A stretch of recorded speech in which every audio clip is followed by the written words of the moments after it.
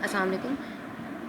This is the last lecture of the chapter phase diagram, iron carbide phase diagram, which has a very much importance from the practical applications purposes as well, and from the paper point of view as well. In the next slide we will see how iron carbide phase diagram is used in practical applications. Here are some examples, that is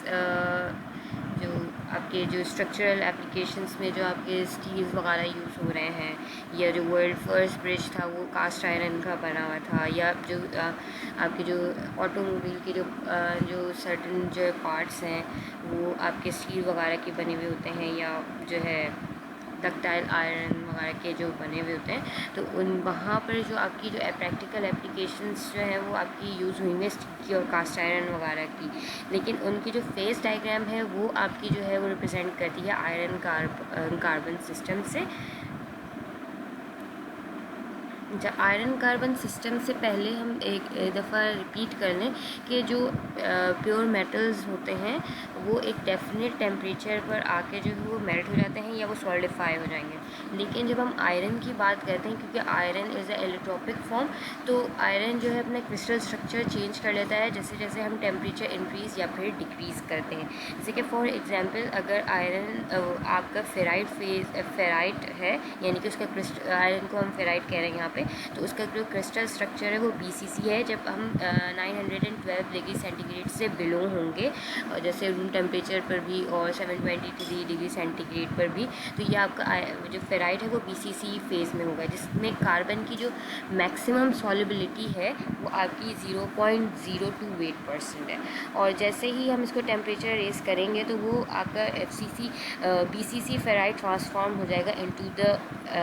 FCC austenite. अच्छा, austenite जो है वो आपका formation होती है जैसे ही हम 900 degree centigrade से ऊपर क्रॉस कर लेते हैं, और उसमें जो मैक्सिमम सॉलिबिलिटी ऑफ कार्बन है वो 2.14 वेट% है। और फिर जो है ये जो ferrite phase BCC crystal structure जो है वो स्टेबल फेज़ था, लेकिन जैसे ही हम ऑस्टेनाइट फेज़ में आए तो अब हम अनस्टेबिलिटी की तरफ चले गए। लेकिन जैसे जैसे अब हम इसको जो है और हीट अप करेंगे तो ये आपका ऑस्टेनाइट जो है ट्रांसफॉर्म हो जाएगा इनटू अगेन द फेराइट, और crystal structure is BCC, but now this is stable at high temperature. और इसमें जो आपकी कार्बन की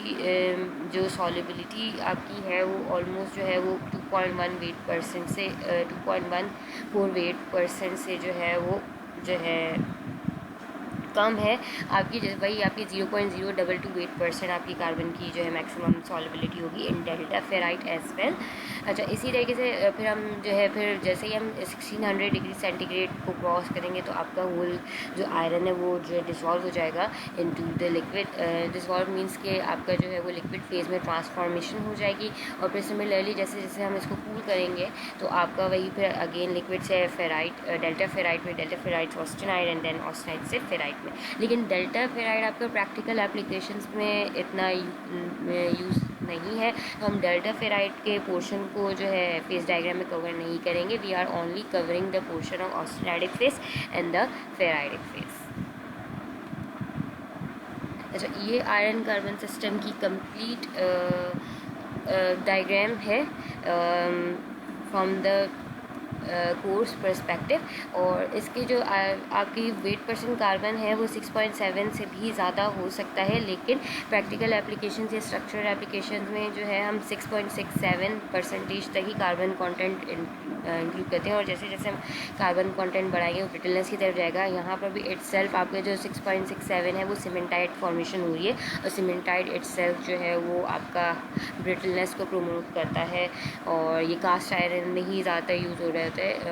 सीमेंटाइट की इतनी %। तो ये आपका जब आप ब्रिटलनेस की तरफ चले गए तो फिर आपका इतना स्ट्रक्चरल एप्लीकेशन में आप उसको यूज़ नहीं करते, तो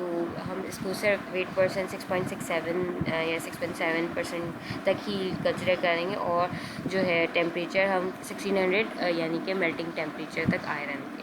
अच्छा, अब यहाँ पर हमारे फेजेस हैं सिंगल फेस और एंड जो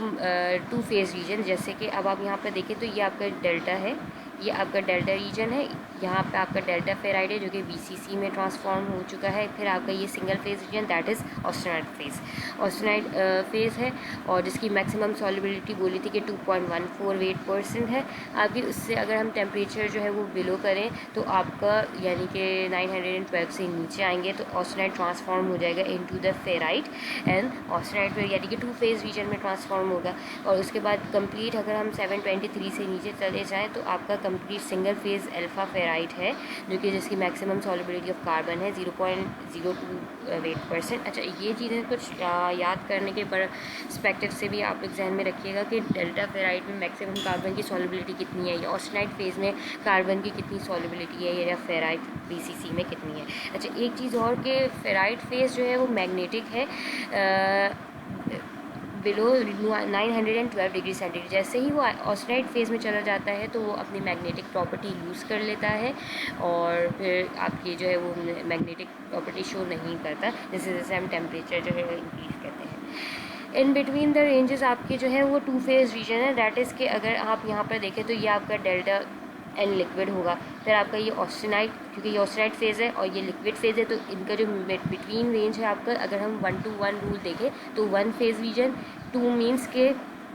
2 phase region austenite plus liquid, and 1 2 and 1 single phase that is liquid phase. अच्छा, उसमें अगर आप यहाँ पर देखें तो यहाँ पे आपका ऑस्टेनाइड फेज ट्रांसफॉर्म हो रहा है इनटू द ऑस्टेनाइड प्लस Fe3C यानी कि सीमेंटाइड। और अगर हम नीचे देखें तो जो आपका ऑस्टेनाइड है वो ट्रांसफॉर्म हुआ इन ऑस्टेनाइड ट्रांसफॉर्म हो गया into complete ferrite and the cementite phase पे। अब ये किन कॉम्पोजिशंस में होगा या इसकी मैक्सिमम परसेंटेज इसमें कितनी है ये हम नेक्स्ट उसमें देखेंगे। अभी आप ये देखें कि ये इसकी लेबलिंग हम कर रहे हैं। अच्छा, इसमें वही आपकी सॉलिडस लाइन या लिक्विडस लाइंस आपकी वही है एज इट इज़, और इसमें जो एक्स्ट्रा जो इसमें आपके जो हमने यूटेक्टिक फेज डायग्राम में रीड किया था कि आपका जो उसमें इनवेरिएंट पॉइंट था जिसमें एक पॉइंट ऐसा था कि लिक्विड ट्रांसफॉर्म हो रहा था into complete 2 phase region that is alpha and the beta phase region. तो यहाँ पर भी जो इनवेरिएंट रिएक्शंस हैं वो 3 इनवेरिएंट रिएक्शंस हैं, यानी इनवेरिएंट मीन्स कि वो यूनिक पॉइंट जहाँ पे आपका कंप्लीट सिंगल फेज ट्रांसफॉर्म हो रहा है इनटू द 2 फेज रीजन। तो अब आपके यहाँ पे 3 phase region, the most important आपके जो इनवेरिएंट रिएक्शंस हैं वो आपके यूटेक्टिक है जो कि आपका यहाँ चीज़ हो रहा है, यानी लिक्विड ट्रांसफॉर्म हुआ कंप्लीट इनटू ऑस्टेनाइड प्लस सीमेंटाइड में। ठीक है, ये आपका यूटेक्टिक रिएक्शन है या यूटेक्टिक रीजन है। और ये वाला एक रीजन जो कि आपका यूटेक्टॉइड रीजन कहलाता है जहाँ एक सॉलिड ट्रांसफॉर्म हो रहा है into the 2 solid that is eutectoid reaction. किन कॉम्पोजिशंस पे होगा वो हम नेक्स्ट स्लाइड में देखेंगे। और एक जो लास्ट रह गया है वो आपका जो डेल्टा फेराइड हम इतना प्रैक्टिकली एप्लीकेशन में यूज़ नहीं है तो हम यहाँ पर जस्ट उसको देख लेते हैं कि इस फेज रीजन में आपका जो डेल्टा फेराइड यानी कि पेरिटेक्टिक रिएक्शन हो रहा है आपका। तो ये हम नेक्स्ट स्लाइड से देख लेते हैं कि क्या इसकी कॉम्पोजिशन और किन टेम्परेचर्स पे जो है ये अचीव हो रहे हैं आपके पॉइंट्स। अच्छा, ये आपके 2 इनवेरिएंट रिएक्शंस, एक आपका यूटेक्टिक जो कि 4.38% कार्बन और 1150 पे टेम्परेचर पर आपका जैसे ही लिक्विड आपको 1150 पे जो है पहुंचेगा तो it transforms into the 2 phase region that is austenite and the cementite. जो सेकेंड इनवेरिएंट रिएक्शन है वो आपका यूटेक्टॉइड है यानी कि 0.768% कार्बन, और जैसे ही हम कूल करवाएंगे ऑस्टेनाइड को यानी 912 से बिलो आएंगे हम 727 डिग्री सेंटीग्रेड पे, या 723 भी आप इसे कह सकते हैं क्योंकि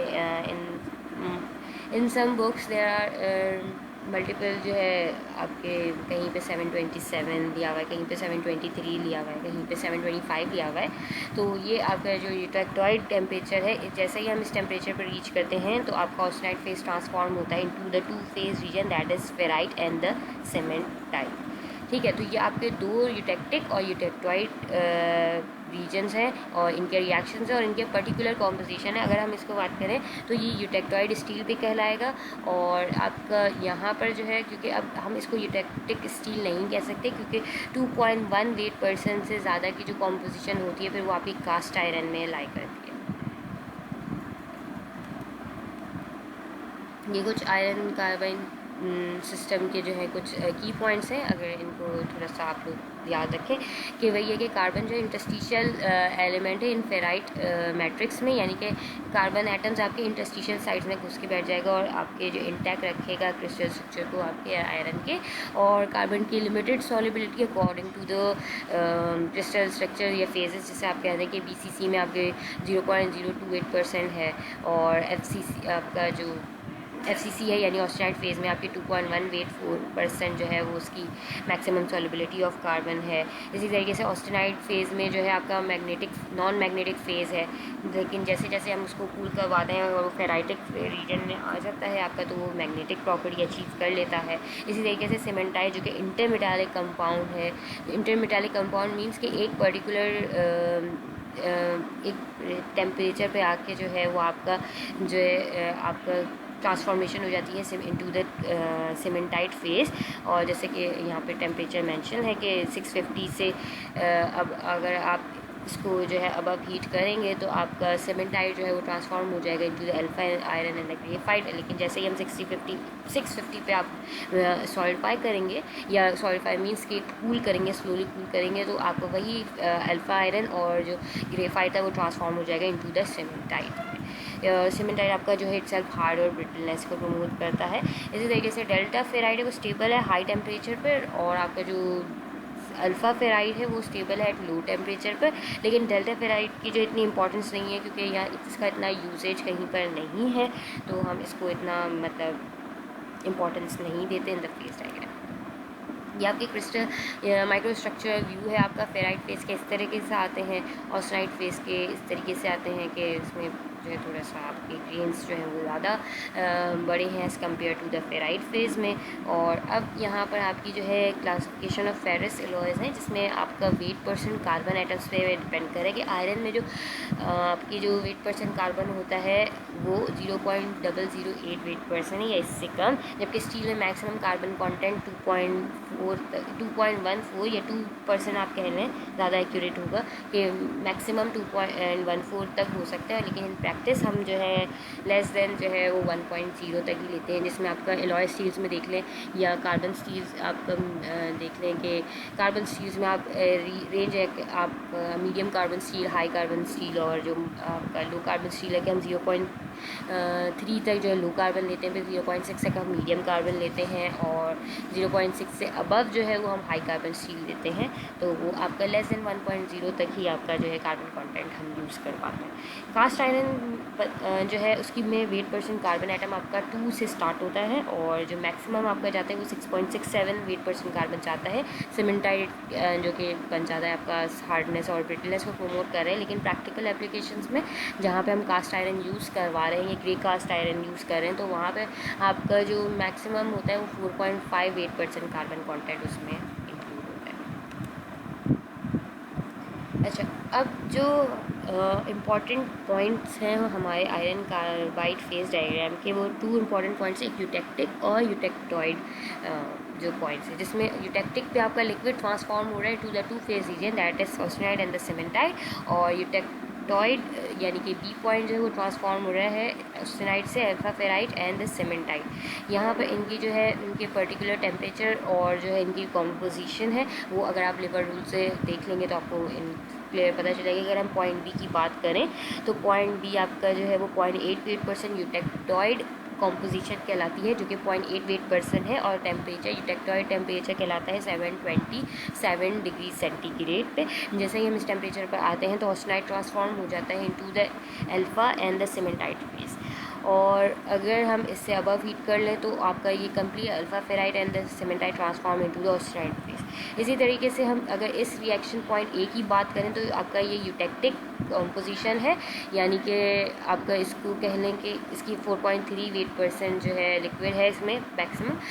वेट परसेंट कार्बन है इसमें लिक्विड के अंदर। और जैसे ही हम यूटेक्टिक टेम्परेचर यानी कि 1147 या 1150 अप्रॉक्स टेम्परेचर पर जो है कूल करेंगे तो आपका लिक्विड ट्रांसफॉर्म हो जाएगा into the 2 phase region, that is आपका cementite and the austenite phase. अब आपका जो स्ट्रक्चर अचीव होता है यूटेक्टॉइड कॉम्पोजिशन पे और यूटेक्टॉइड टेम्परेचर पर, तो वो आपका ऑस्टेनाइट ट्रांसफॉर्म होता है into the two phase that is ferrite and the cementite. तो उसका जो स्ट्रक्चर बनता है वो आपका लेमिलर स्ट्रक्चर होता है, जिसे हम परलाइट कहते हैं, जिसमें फेराइट जो है वो लाइट एरियाज़ को रिप्रेजेंट करता है और जो सीमेंटाइट है वो डार्क एरियाज़ को जो है रिप्रेजेंट कर रहा है। यहाँ पे आपका क्लियर जो है नज़र आ रहा है कि डार्क एरियाज़ और वाइट एरियाज़ हैं, ये आपके रीजन फेस रीजन है, यानी कि ग्रेन्स हैं आपके, और ग्रेन बाउंड्रीज इनको डिस्टिंग्विश कर रही हैं एक ग्रेन से दूसरे।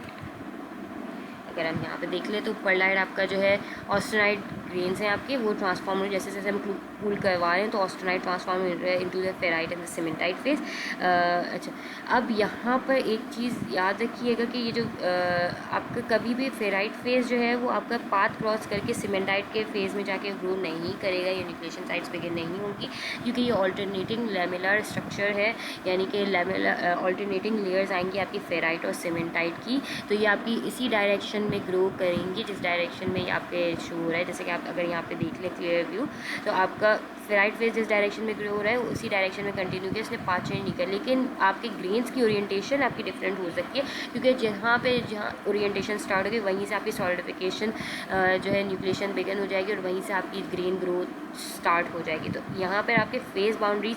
या आप जो ग्रेन बाउंड्रीज जिसको कहते हैं उसको डिस्टिंग्विश कर रहा है एक फेज से एक रीजन से दूसरे रीजन में, but they are not saying कि इन्होंने जो है जो फेराइट है या सीमेंटाइट है पाथ क्रॉस करके जो है सीमेंटाइट के फेज़ में परलाइट ग्रो आपका फेराइट ग्रो करना शुरू हो गया, या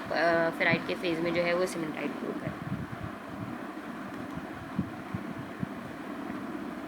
अच्छा, जब हम यूटेक्टॉइड स्टील की बात करते हैं तो यूटेक्टॉइड स्टील की एक यूटेक्टॉइड टेम्परेचर और यूटेक्टॉइड कॉम्पोजिशन है जिसे हम 0.88% कहते हैं और टेम्परेचर 727। अगर हम 0.8% से पहले वाली कॉम्पोजिशन की बात करें तो दैट इज़ आपकी हाइपो यूटेक्टॉइड स्टील कहलाता है, जिसमें आपका 0.028% कार्बन से लेके आपका मैक्सिमम 0.7677 तक कह रहे हैं कि आपका हाइपो यूटेक्टॉइड स्टील कहेगा, लेकिन जैसे ही हम 0.8 पहुँचेंगे तो वो आपका यूटेक्टॉइड स्टील कहेगा। अब यहाँ पर हम देख लेते हैं कि आपके जो है टेम्परेचर इन्वॉल्व है, जैसे कि ऑस्टेनाइट फेस का जो माइक्रोस्ट्रक्चर है वो आपको ऑस्टेनाइट ग्रेन्स नजर आए। जैसे जैसे हम टेम्परेचर ड्रॉप कर रहे हैं आपका, हम पहुँचे 800 पे पहुँचे आपके, तो 800 पे आपका कंप्लीट अभी आपका ऑस्टेनाइट फेज़ है। अब ऑस्टेनाइट फेज से ट्रांसफॉर्मेशन हो रही है इनटू द फेराइट फेस, तो अगर हम यहाँ पर देखें तो आपके छोटी छोटी न्यूक्लिएशन साइट्स बिगिन हो गई जो कि फेराइट की हैं। अब जैसे जैसे हम टेम्परेचर ड्रॉप करेंगे और 723 से या 727 से नीचे आएंगे तो आपका वही फेराइट रीजन ग्रो करता रहेगा और आपका जो रेस्ट है वो ग्रो करके आपका कंप्लीट ट्रांसफॉर्मेशन होगी, और फिर आपकी जैसे ही हम 727 से बिलो जाएंगे तो आपका पहले आपके जो फेराइट फेस था वो आपके एज इट इज़ रहेंगे, लेकिन आपके जो ऑस्टेनाइट फेस जो रिमेनिंग है वो ट्रांसफॉर्म हो जाएगा इनटू द परलाइट स्ट्रक्चर, जो मिक्सचर है आपका फेराइट का और सीमेंटाइट का। जैसे कि आप यहाँ देख रहे हैं कि ब्लू एरिया जो है वो आपका अल्फ़ा फेराइट है, जिसे हम पहले कहते थे कि अल्फ़ा फेराइट, जो कि प्राइमरी अल्फ़ा, जो कि पहले ही ट्रांसफॉर्मेशन हो गई थी ऑस्टेनाइट की इनटू द फेराइट फेस में। उसके बाद की जो रिमेनिंग ऑस्टेनाइट फेस था वो ट्रांसफॉर्म हुआ इनटू द परलाइट स्ट्रक्चर, क्योंकि यहाँ पर आपको क्लियर नज़र भी आ रहा है कि परलाइट स्ट्रक्चर में आपका इधर आपके वाइट एरियाज़ भी हैं और डार्कर एरियाज़ भी हैं। जो आपके डार्कर एरियाज़ हैं वो आपके परलाइट रीजन है और जो आपके लाइटर एरियाज़ हैं वो आपके प्रो यूटेक्टॉइड फेराइट या alpha ferrite, pro eutectoid ferrite या प्राइमरी फेराइट जिसे कहते हैं, जो कि प्रो मीन्स के पहले ही फॉर्मेशन हो गया ऑस्टेनाइट से इनटू फेराइट फेज में, तो that's why we are calling it a proeutectoid ferrite या प्राइमरी फेराइट भी आप इसे कह सकते हैं। अच्छा, अगर हम कॉम्पोजिशन की बात करें यूटेक्टॉइड कॉम्पोजिशन जो कि 0.88% है, अगर हम इससे ज़्यादा कार्बन कंटेंट इंक्रीज़ कर देंगे तो आपका जो है वो स्टील कहलाएगा हाइपर यूटेक्टॉइड स्टील, मीन्स के 0.8 से ज़्यादा वेट% कार्बन कंटेंट अब इसमें है। तो अगर हम कोई भी पॉइंट ले लें 0.8 से ज़्यादा का, तो अगर ये हमारा 0.8 वेट% कार्बन है और आपका जो 727 डिग्री से, अगर हम यहाँ पर कहीं पर पॉइंट ले लें, यानी हम अभी ऑस्टेनाइट फेज रीजन ही रहे हैं, हम यहीं पर ही हमें बात करनी है, क्योंकि आपका जो ये वो वाला पूरा एक रीजन है वो आपका स्टील का रीजन है, और जैसे ही हम 2.1 वेट 0.4% कार्बन आइटम को क्रॉस करते हैं तो आपका कास्ट आयरन का जो है वो कॉम्पोजिशन स्टार्ट हो जाती है। तो अब हम 0.88% से ज़्यादा का हम यहीं पे ले लेते हैं कि जैसे हमने एक लाइन गिरा दी कि आप अगर पॉइंट का एज्यूम कर लें कि आपका ऑस्टेनाइट फेज़ है। अच्छा, ऑस्टेनाइट फेज़ के यहाँ इस अगर 1200 पे बात करें तो यहाँ पे ऑस्टेनाइट के बड़े बड़े ग्रेन्स होंगे, लेकिन जैसे जैसे हम टेम्परेचर ड्रॉप करेंगे तो आपके ऑस्टेनाइट भी जो है वो होमोजेनाइज हो जाएगा, ग्रेन्स उसके जो है वो छोटे छोटे होने शुरू हो जाएंगे। जैसे ही हम उसको ट्रांसफॉर्म करेंगे 912, अगर आप बात करें 912 डिग्री सेंटीग्रेड पे, तो अब आपका ऑस्टेनाइट जो है वो ट्रांसफॉर्म होने जा रहा है into the austenite and the cementite phase. अब जो आपके यहाँ पर जैसे ही हम 727 से बिलो आए, आप ये 800 से बिलो आए आपके, तो आपका यहाँ ऑस्टेनाइट जो है transform into the cementite phase. अब ये जो रेड एरिया है वो आपका सीमेंटाइट न्यूक्लिएशन साइट्स आपकी बिगिन हो गई थी, ठीक है। जैसे ही आपकी न्यूक्लिएशन साइट्स बिगिन हुई आपकी, तो आपका यहाँ पे सीमेंटाइट फेज फॉर्म हो गया। अब रिमेनिंग आप जैसे ही आपका 727 से बिलो आएंगे तो कंप्लीट ऑस्टेनाइट ट्रांसफॉर्मेशन हो जाएगी इनटू द पर्लाइट स्ट्रक्चर, और पर्लाइट स्ट्रक्चर आपका कहलाता है फेराइट और सीमेंटाइट में। लेकिन उससे पहले जो आपका सीमेंटाइट फॉर्मेशन हो गई थी उसे हम प्रो यूटेक्टोइड सीमेंटाइट कहलाते हैं, यानी प्रो मीन्स के पहले आपकी फॉर्मेशन हो गई। That's why we are calling it a hypereutectoid steel, क्योंकि इसमें आपके 0.88% से ज़्यादा की कॉन्टेंट कार्बन प्रेजेंट है, और आपका इसमें फॉर्मेशन जो आपकी माइक्रो स्ट्रक्चर में जो आ रहे हैं वो आपका प्रो यूटेक्टोइड सीमेंटाइट या फिर प्राइमरी सीमेंटाइट कहते हैं जैसे, और the rest is the perlite जो कि मिक्सचर है आपका फेराइट और सीमेंटाइट।